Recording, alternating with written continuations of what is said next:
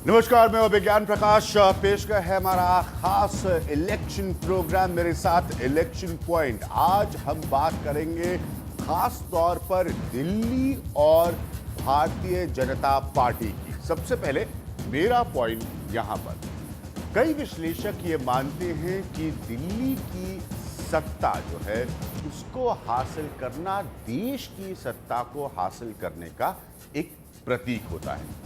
अगर 10 साल से केंद्र में यूपीए है तो 15 साल से दिल्ली में शीला दीक्षित की सरकार है।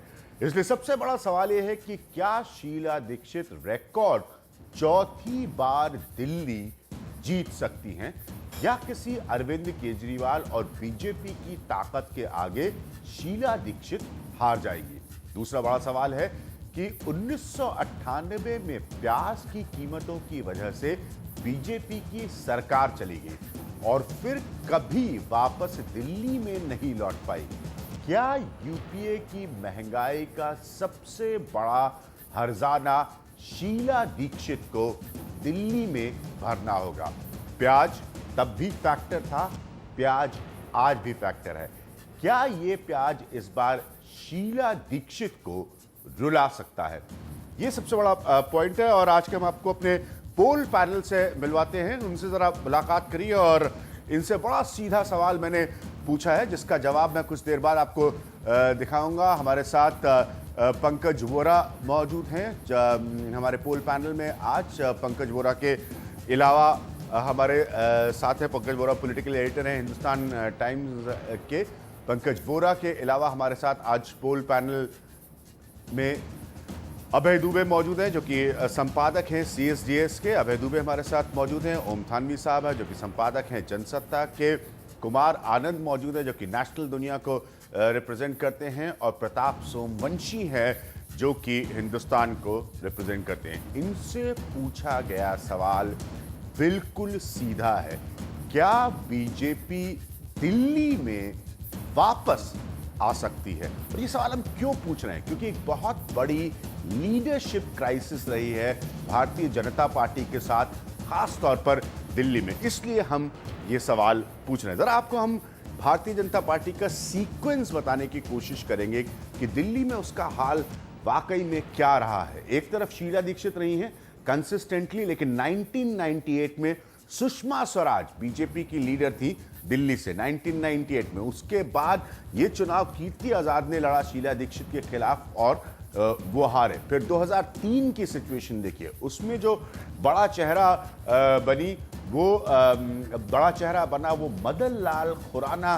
का था भारतीय जनता पार्टी की तरफ से। पूनम आजाद ने ये चुनाव लड़ा था शीला दीक्षित के खिलाफ और वो हारी थी उसकी जी।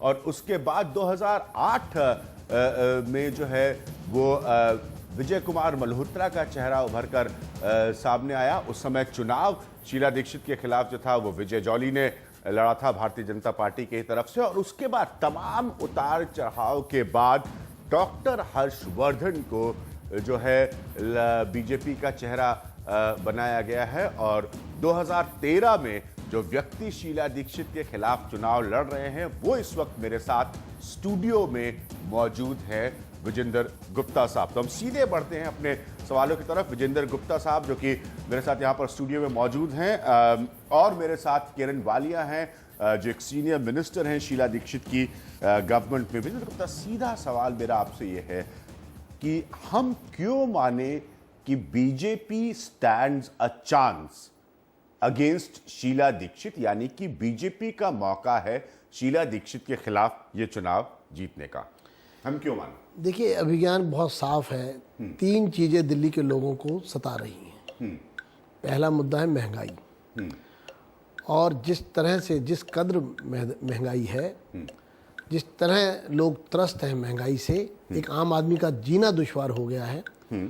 और दूसरा, चूंकि सरकार में भारी भ्रष्टाचार है और उस भ्रष्टाचार का कारण आम आदमी को महंगाई के रूप में उसकी कीमत चुकानी पड़ रही है। तो पहला महंगाई, दूसरा व्याप्त भ्रष्टाचार, और तीसरा दिल्ली के अंदर विशेष रूप से महिलाओं में असुरक्षा की भावना। जिस तरह से दिल्ली के अंदर पूरी लॉ एंड ऑर्डर जो है वो पूरा चरमरा गया है, और ये तीनों विषय ऐसे हैं जिस पर सरकार के पास कोई जवाब नहीं है। जब हम महंगाई पर बात करते हैं सरकार से, तो सरकार कभी सीधा जवाब नहीं देती है। जब हम भ्रष्टाचार पर बात करते हैं तो सरकार साफ रूप से एक भ्रष्टाचारी सरकार के रूप में लोगों के बीच में अपना एक स्थान बना चुकी है।